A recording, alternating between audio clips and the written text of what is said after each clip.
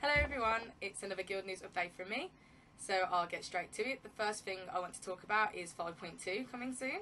The best part of this is that the raiding content we're in at the moment, the bosses will lose 10% health and do 10% less damage, so it will really help us as we are having a lot of wipes at the 1% margin for Garrelon, sometimes even Imperius Orlock.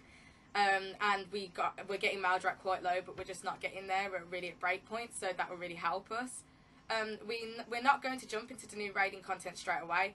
As we all know, we haven't completed this one, and also we do need to gear up, getting ourselves some more 496 gear. So when the patch does hit, we won't be doing Muggish and Vaults anymore. We will be concentrating on Thursday nights Heart of Fear and Sunday nights Terrace of the Endless Springs. I know that it is a bit annoying that we're not going to go into the new raid straight away, but you will see it in Raid Finder, and we do need to gear ourselves up because we just don't want to hit the new raiding tier and wipe all the time. So we will get there. I think approximately 4 weeks, depending on how quickly we gear and how well we do, because even though there's going to be a nerf, we do still need to try hard. I stress the sooner we can get to the last boss in Terrace, the better, really. So we do need to concentrate.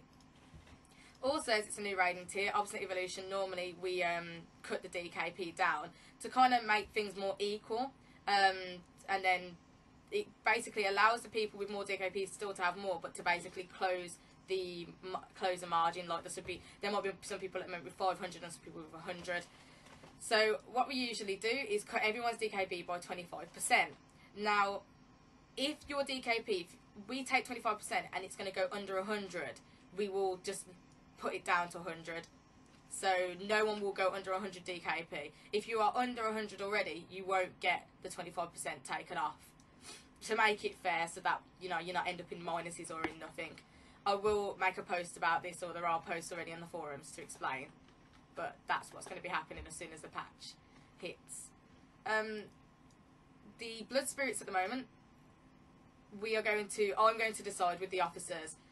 We're going to have a look at everyone's gear, and we're just going to, if you need an item we can make, we're going to make it for you. If there's better items in the raids, we might not make it for you, but we're just going to see and play it by ear, as the bids have slowed down for it, and we've got quite a few, and it will be old gear soon. So that's what we're going to do with that. The next thing I'd like to talk about is raiding activity. As you know, Obstinant Evolution will always try to accommodate for real life. If you're at university, you've got a new job, or you moving, or you new family member, or anything else that can happen in real life, with illness, we will always accommodate. But I do need you guys to all contact me about how often you can raid in the next patch. Of course, this is going to be different from person to person, class, player, group, tank, healer, or DPS.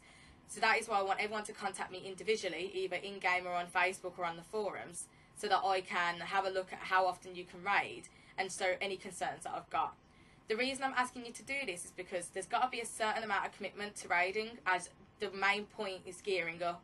I don't want to feel that we're going to have people lagging behind with gear, which will really, really affect our progression. Now, this does not include breaks. If you need a break for a certain reason, hopefully all you guys know, you can contact me. But this is just an estimate of how much you can raid. So it is urgent. Everyone, please contact me how often you can raid. So it can either be 1 out of 4, which is 1 week out of 4 weeks, 2 out of 4, 3 out of 4, 4 out of 4. I want it on the 4 basis. Right then, so the next thing is the raider of the Bifrost, which is the bi-monthly raider. This is for the raids of the 31st of January to the 3rd of February, the 7th of February to the 10th of February, and the person who won that was Shaky. Now, the reason he got it was because he's got a great attitude, his abilities, top form, and he's just come back into the guild recently, and he has gelled with everyone like he never left. So, basically an all-round good WoW player, which, remember, attitude is just as important as ability. So, yep, you have won. So, what we did last year is we put all the Raider of Muggish and Vaults in, all the Raider of the Bifrost in, and voted, and Keith Anderson won. I don't know why I just said his full name, oh well. Keith won the Raider of Muggish and Vaults 2012. So what we're going to do is, over a period of time, we will select the Raiders of the bi-monthly Raider, and then pick the best one out of the lot with a forum vote. but that's in the future anyway. The next thing is a quick note. I don't know if I've told everyone, but I'm having an operation on the 22nd of February, which means I won't be in game a lot for a week or two. So make sure to contact my officers if you have any issues. My officers are Andy, Stephen and Dave. So what I'm going to do, which came from the healing meeting, which was a good feedback, is I tend to use real life names and character names, and I don't know why, it's something I do. So I'm going to put a list on the forums and pin it to who is who. On that list it will show who it is Andy, Stephen and Dave, and I will put alts as well.